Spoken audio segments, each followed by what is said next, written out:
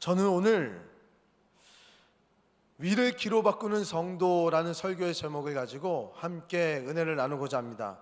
실패는 성공의 어머니라는 명언이 있습니다. 우리가 다 이제 어디서 유래가 됐고 이 명언을 모르는 사람이 단 한 사람도 없을 것입니다. 우리는 이 실패를 교훈 삼아서 원인을 분석하면 우리 성공으로 이루어질 수 있다는 이 실패는 성공의 어머니라는 이 얘기를 어느 때 가장 많이 하는가를 제가 생각을 해봤어요.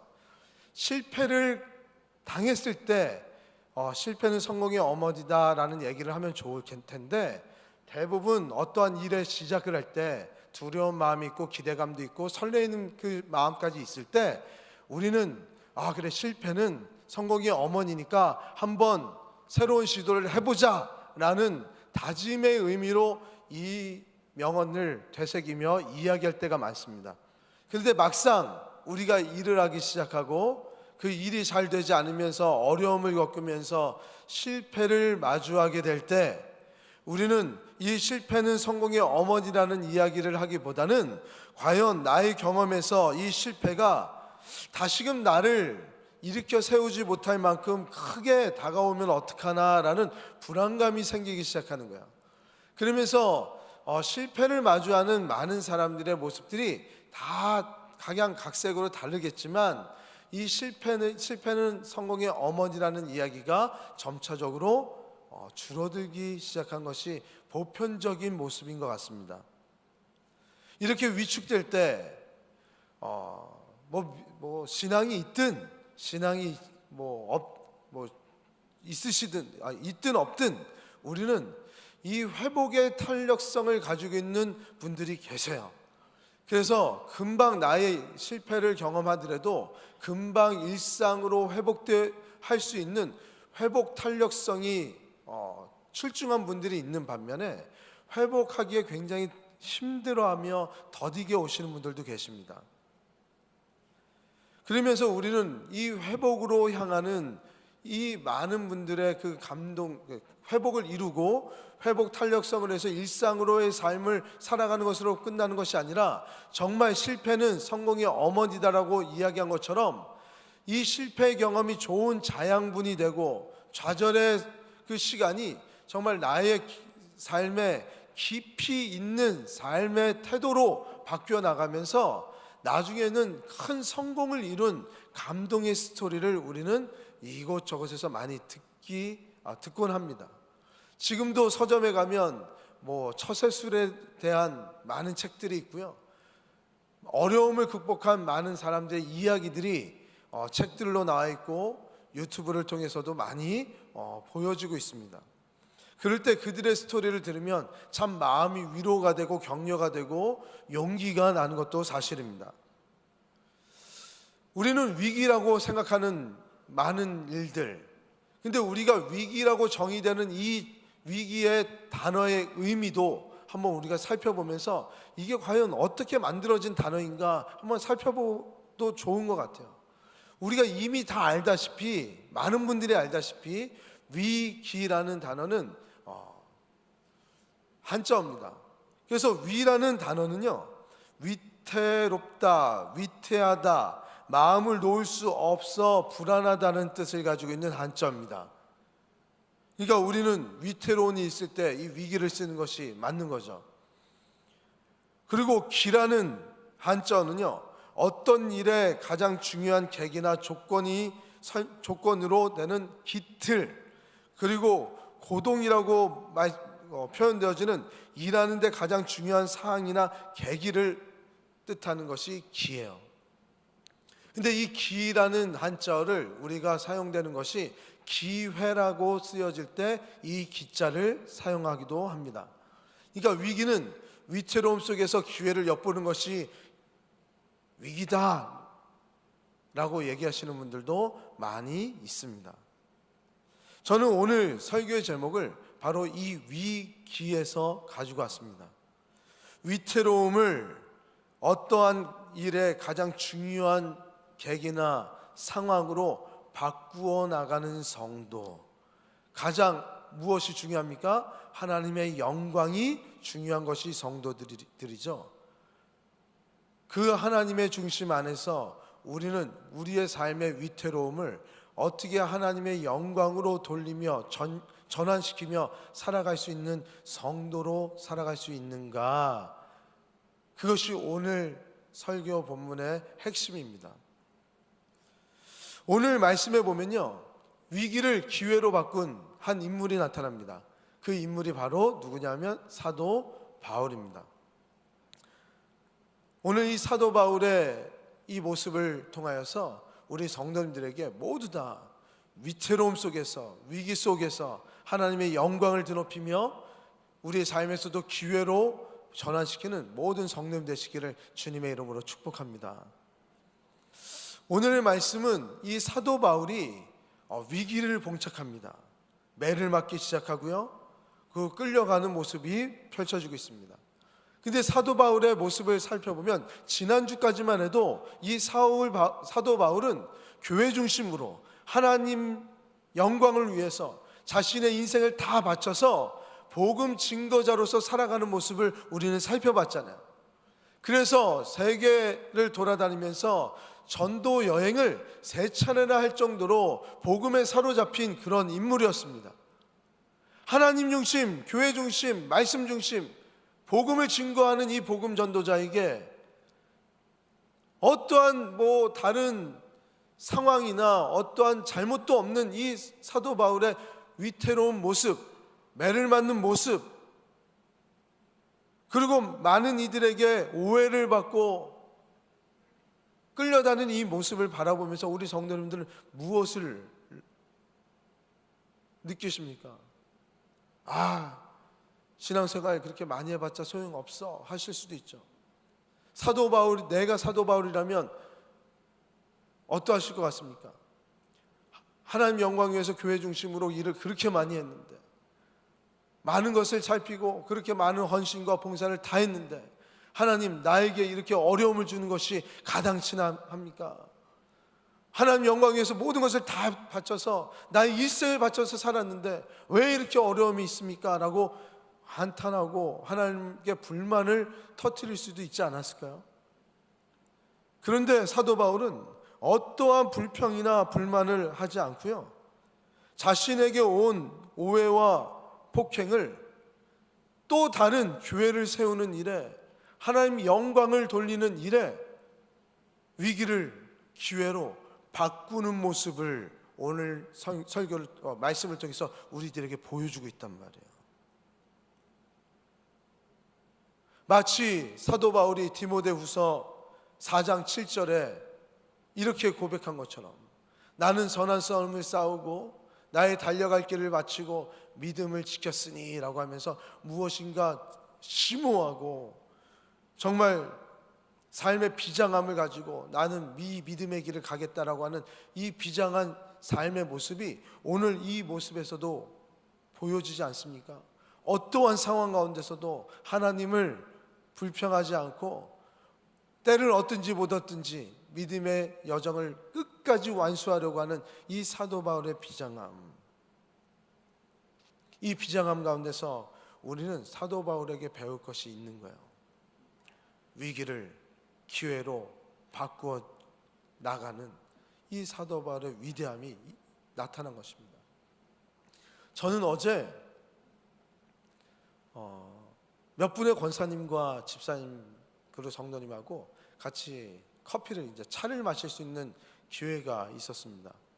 이런저런 얘기를 했어요. 그러면서 이런저런 얘기를 하면서 제 살이 빠졌느니 했느니 그렇게 얘기하면서 이제 본격적인 이야기들이 나오는 거죠. 뭐냐면, 목사님, 제가 교회를 처음 왔을 때 부부싸움을 크게 하고 왔는데 부부싸움에 대해서 우리 성도님들한테 물어봤다는 거예요. 근데 우리 성도님들 부부싸움을 하지 않는다는 거예요. 그래서 예수 믿는 사람들은 다 부부싸움을 하지 않나? 나만 너무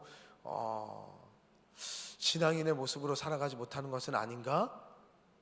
그런 민망함이 막 왔었다는 거예요. 그럴 때는 저를 잘 찾아온 거죠.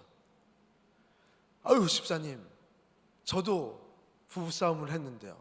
실제로 3주 전에도 했나? 3주도 안 된 것 같은데 어제인 건가 이제 할 정도로 부부싸움이 일상인 목사입니다. 저도 신앙과 부부싸움은 별개인 거니까 그건 성품의 이야기잖아요. 물론 신앙 때문에 부부싸움을 덜 할 수 있겠죠. 하지만 연약함이 있는 사람들이기 때문에 부부싸움 할 수 있습니다. 이렇게 얘기하는데 한 권사님이 부부싸움을 나도 목회자도 하고 있구나 얘기하려고 한 게 아니고요. 지금부터 하고 싶은 이야기가 있는 거예요. 한 권사님께서 정말 귀한 말씀을 해주셨어요. 우리가 아이들을 키워나갈 때요, 아이들이 부부싸움이 없는, 싸우지 않는 부모에게서 자란 자녀들보다 부부싸움을 하더라도 부부싸움 뒤에 서로 아름답게 화해하는 모습들을 본 자녀들이 더 건강하다는 거예요. 그 얘기를 딱 듣는데 그렇지, 맞지. 싸움이 무엇인지 모르고 자란 자녀들은 그 싸움에서 어떻게 화해하는지, 사회성이 무엇인지, 아버지가 어머니한테 혼났을 때 아버지는 어떤 자세로 어머니에게 용서를 구해야 되는지, 그리고 어머니는 또 아버지한테 어떻게 화를 풀게 하는지, 그런 것들을 다 보면서 사회성을 배우겠구나. 우리 그런 것들을 이 말에 많은 생각을 하게 되는 거예요. 그렇다면 우리의 신앙생활도 이와 마찬가지 아닙니까? 성도들에게도 이 위대한 사도 이 바울에게도 하나님의 영광을 위해서만 일을 했어도 이 위태로운 위기의 순간들이 맞닿게 되는데, 성도라면, 하나님을 믿는 사람이라면 아예 어려움 없이 살아가는 것이 좋은 것이 아니라 우리의 위기 속에서 어떻게 건강한 성도답게 이 위기를 기회로 아름답게 전환시키면서 살아가느냐가 더 우리에겐 중요한 문제가 되겠죠. 사도 바울은 위기 속에서도요, 이 교회를 세우고자 하나님을 전하고자 하는 이 사명감에 불타올랐기 때문에 하나님께 아쉬운 이야기를 하기보다는 이 위기 속에서도 복음을 전할 기회를 맞이하면서 찾아나가면서 새로운 복음을 전할 기회로 만들어내는 모습을 우리에게 보여주고 계세요. 이것이 신앙인의, 이것이 성도의 위대함이라는 거예요. 믿으십니까? 교회도 위태로움이 올 수 있고요, 우리 신앙생활에서도 위기가 반드시 찾아올 수 있습니다. 그럴 때 기회로 만드시는 우리 성님 되시기를 주님의 이름으로 축복합니다. 아멘. 그렇다면 사도 바울은 어떻게 위기를 기회로 전향시킬 수 있었을까? 그 힘은 어디서 나오는 것일까? 우리는 살펴보면서 우리 개인의 위기가, 공동체의 위기가, 가정의 위기가, 우리 대한민국의 위기가 어떻게 기회로 바뀌어질 수 있는지를 한번 살펴보자는 거야. 처음으로 사도 바울은 이 위기를 기회로 어떻게 바꿨냐면 전달할 분명한 내용이 있었기 때문에 이 위기를 기회로 바꿀 수 있었다는 거예요. 사도 바울은 텍스트가 있었습니다. 컨텐츠가 있었던 거예요. 말할 수 있는 복음이 있었습니다. 하나님의 메시지가 있었다는 거예요. 그것으로 위기를 기회로 바꾼 사람이 사도 바울입니다. 37절의 말씀에 보면 바울을 데리고 영내로 들어가려 할 때, 그때에 이제 그 색깔을 달리했죠.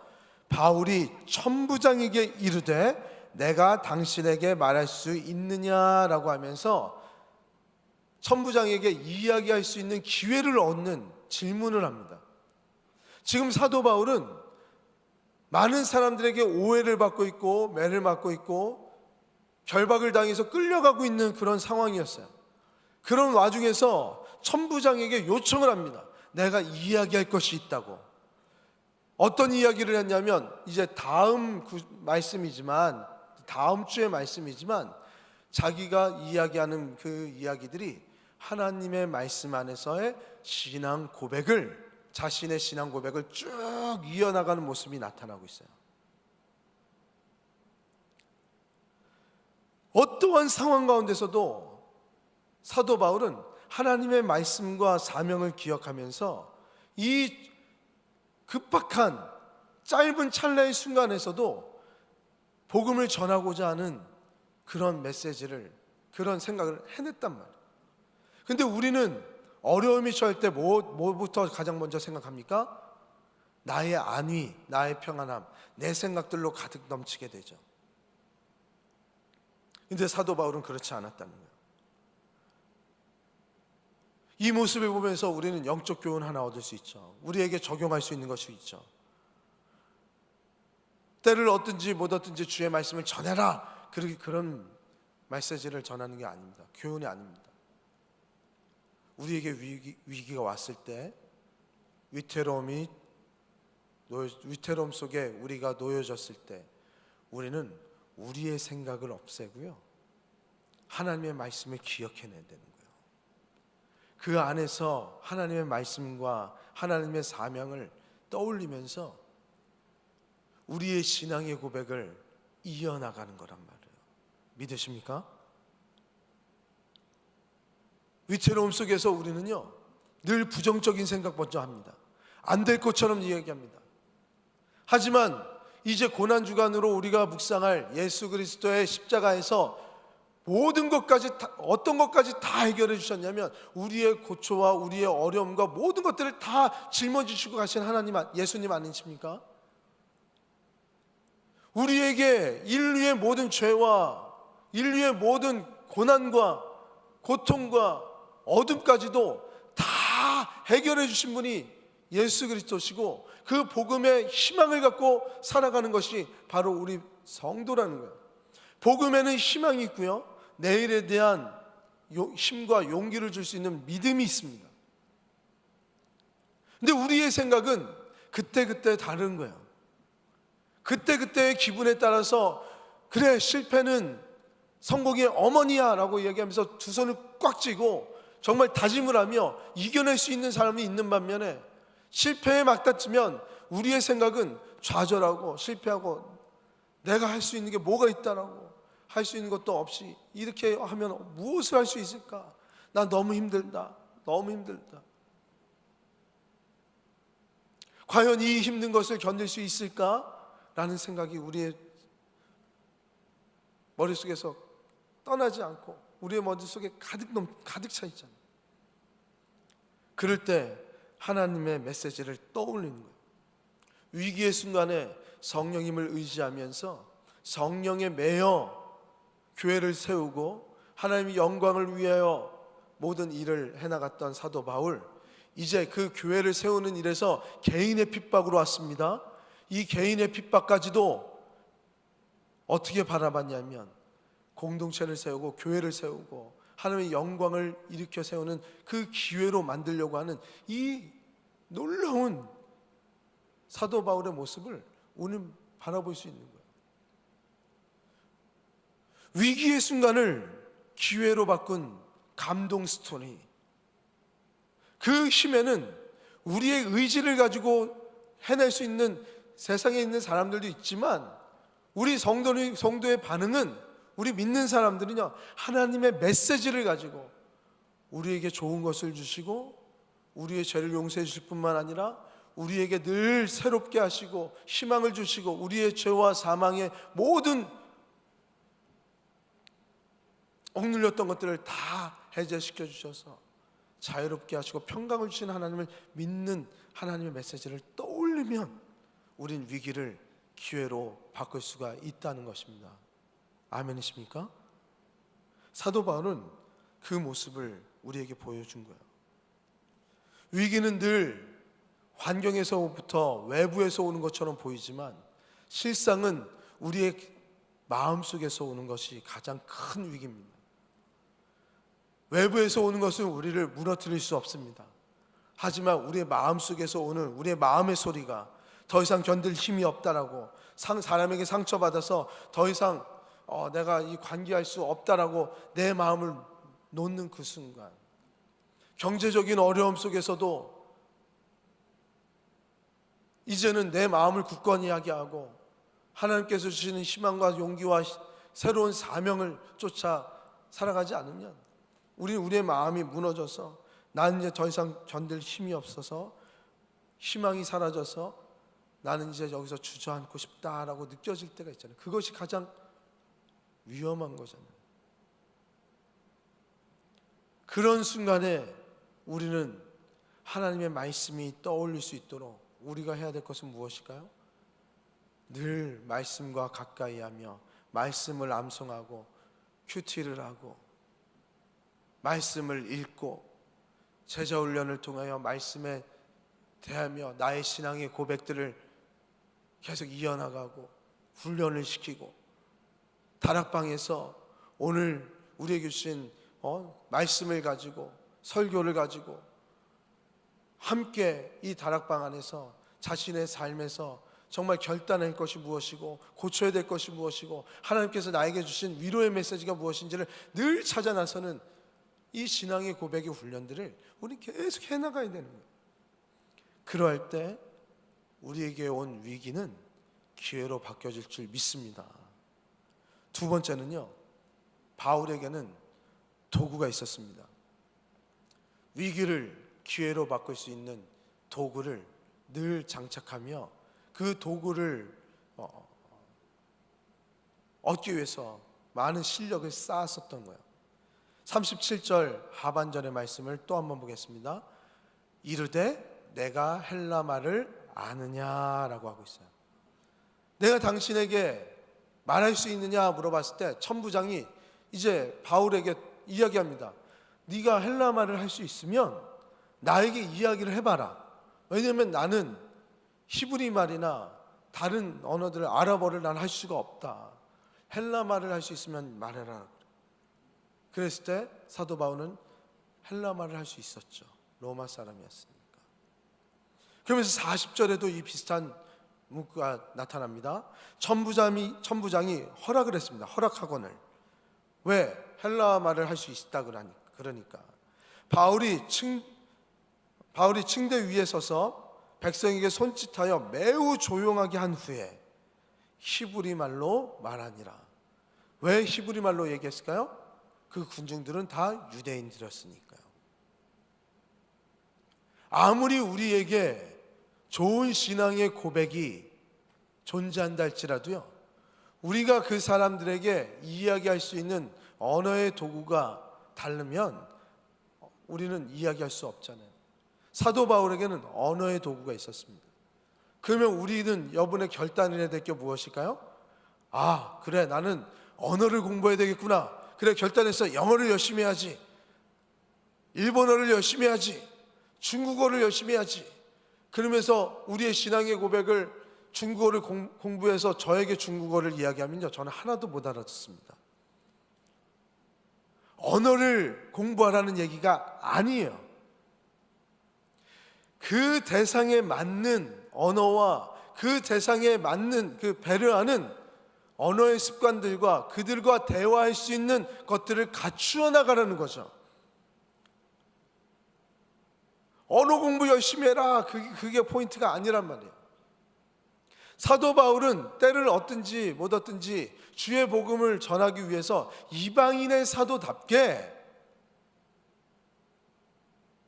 유대인들에게나 헬라인에게나 다 말씀을 전할 수 있는 준비된 사람이랍니다. 오늘 이 말씀을 가지고 언어를 열심히 해야 되겠다 결단할 수 있는 사람은, 아, 그래, 나는 중국 가서 선교를 해야 할 거야 라고 하는 분들은 중국어에 대한 언어의 도구를 공부해야 되겠죠. 근데 우리는 무엇을 공부해야 될까요? 자녀를 이해하려고 하는 노력들을 계속 해야 되겠죠. 세상을 이해하려고 하는 그러한 도구들을 계속 우리는 노력을 해야 되겠죠. 교회가 어려움이 일어났을 때 우리 교회들은 우리만 이해할 수 있는 언어들과 우리만 이해할 수 있는 습관들과 태도를 가지고 이야기들을 하기 시작합니다. 그러니까 세상 사람들은 복음을 알지 못한 사람들은 이게 무슨 얘기인지 도대체 알지 못하는 거야. 마치 기업에서요, 요즘 MZ 세대들의 언어와 그들의 습관과 마음을 이해하기 위해서 회장님들이 MZ 세대들하고 같이 식사를 했다, 뭐를 했다, 그런 기사들이 많이 있잖아요. 같은 나라고 같은 언어를 쓰는데 다른 세대가 나타난 거예요. 다른 생각을 가지고 있고 다른 습관을 갖고 있는 또 다른 민족이 나타난 거야. 그러다 보니까 그들을 이해하기 위해서 기업들이 노력을 하지 않습니까?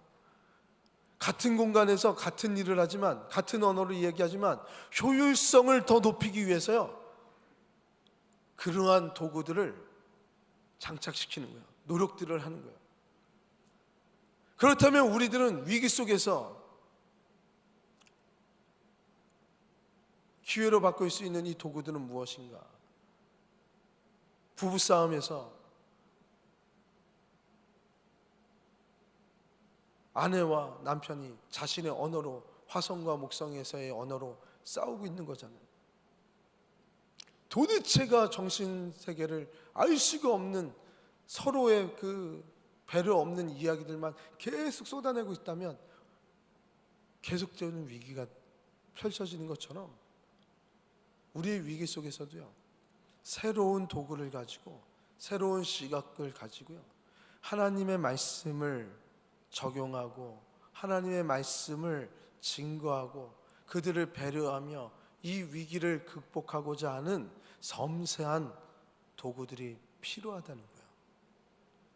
전도를 할 때 옛날엔 예수천당 불신족 이야기하면 전쟁을 경험한 세대들은 지옥이 전쟁과 같은 끔찍한 그러한 일이라고 느꼈기 때문에 지옥 가기가 너무 싫은 거예요. 그러니까 어떻게 하면 천국에 이를 수 있냐고. 이 예수천당 불신종만 얘기해도 전도가 되는 시절이 있었어요. 그런데 지금 똑같이 예전에 통했다 그래서 예수천당 불신종 계속 외치면 아무 감흥이 없잖아요. 이제 이 시대는 지옥의 개념이 뭔지를, 어려움을 무엇인지 모르는 세대예요. 지금 그들의 언어로, 그들을 배려하는 마음으로, 그들을 존중해야 될 마음의 다짐의 도구들을 많이 갖춰 나가면서 우리는 우리의 신앙의 고백들을 설득시키고 기다려주고 배려하며 위기를 기회로 만드는 우리 성도님 되어야 될 줄 믿습니다. 부부관계에서도, 직장에서도, 우리 교회 공동체 안에서도 하나님의 말씀을 먼저 떠올리고 하나님의 말씀에 내가 먼저 반응하는 것이 아니라 그것을 기다려주고 참아주고 인내하고 그들의 마음을 살펴주는 우리 성도님 되시기를 주님의 이름으로 축복합니다. 세 번째는 바울에게는 권위가 있었다는 거예요. 38절에 보니까 그러면 내가 이전에 소요를 일으켜 자객 4,000명을 거느리고 광야로 가던 애굽인이 아니냐라고 얘기하고 있어요. 천부장은 사도 바울이 애굽의 지도자로 생각한 거예요. 당시에 이 애굽의 지도자는 실존하는 인물입니다. 실존했던 인물입니다. 요세푸스라는 역사책에 등장하는 실존하는 인물이야. 그러니까 이 말씀에서도 성경이 역사적으로도 굉장히 고증이 많이 돼 있구나, 이게 정말 역사적인 사실이구나를 알 수 있는 얘기예요. 로마의 통치 시절에 요세푸스에서 이야기되어지는 것은 자기가 왕이라고 생각했던 애굽인이 있었대요. 그 애굽인이 수천 명을 이끌고요, 자신의 나라를 세우기 위해서 노력을 했습니다. 자신의 나라를 세우기 위해서 누구를 부정해야 될까요? 지금 로마를, 그 정부를 부정을 해야 돼요. 부정을 하려다 보니까 많이 침략하고 공격하고 이곳저곳에서 반란을 일으키는 일들이 실제로 많았다고 합니다. 그래서 로마에서는 이 애굽인에 대해서 굉장히 골칫거리였어요. 그만큼 영향력이 있었던 사람이었습니다. 이 애굽인은 이 반란을 일으키면서도 많은 사람들에게 물자도 나눠주고 음식도 나눠주는 의적단과 같은 모습이었대요. 마치 우리나라의 임꺽정처럼 딱 그렇게 생각하시면 돼요. 그런데 그렇게 로마를 괴롭히고 꼭 잡아야 된다고 하면서 왕이라고 얘기했던 이 애굽 사람, 사도 바울은 모든 것이 포박되어 아무것도 행하지 않고 자신이 이야기하고 싶은 것들을 소신껏 말한 것밖에 없는데, 이 천부장은 그들의 이 사도 바울의 당당함을 보면서 그에게 권위를 느낀 거죠. 네가 혹시 애굽의 그 애굽 사람은 아니냐고. 사도 바울이 올라가서 수많은 군중들, 자신을 오해하고 손가락질하고 때렸던 군중들을 잠잠하게 하는 모습을 바라보면서 그 권위가 느껴진 거예요. 그 권위는 일부러 만들어진 권위가 아닙니다. 사도 바울의 권위는 어떤 권위입니까? 무엇인가 힘을 빡 주고 누군가를 군림하려고 하는 권위가 아니고요. 사도 바울에게서부터 그냥 보여줬던 흘러나오는 권위는 무엇이냐면, 자신이 섬기고 있는 하나님, 자신이 증거하고 있는 이 하나님이 동일하게 나의 삶에서도 그 말씀대로 살아가려고 하는 모습들이 사도 바울에게 보여지니까 사람들은 그에게 권위를 줄 수밖에 없었던 거예요. 자신이 증거하고 있는 그 증거의 복음처럼 자신이 섬기고 있는 이 하나님의 말씀을, 예수 그리스도의 말씀을 지키기 위해서 부단히 노력하고 있는 이 사도 바울을, 이 모습을 보면서 우리는 성도는 어디에서 권위가 나타날 수 있는지를 느낄 수 있는 거죠. 성도는 희생에서부터 권위가 있다고 합니다. 성도는 또 어디에서부터 온다고 합니다. 많은 이야기들이 있어요. 본인들이 느낀 많은 그런 체험된 신앙의 고백을 통해서 체화된 이야기들을 이것이 권위다라고 얘기하고 있죠. 그런데 그것을 한데 다 모아보세요. 사도 바울이 보여줬던 이 모습과 똑같습니다. 하나님의 말씀대로 묵묵히 우리의 삶에서 따라 살아가려고 노력할 때 성도에게는 권위가 생기는 겁니다. 손해보더라도 하나님의 말씀 때문에 내가 손해를 보면 사람들은 손가락질하지 않아요.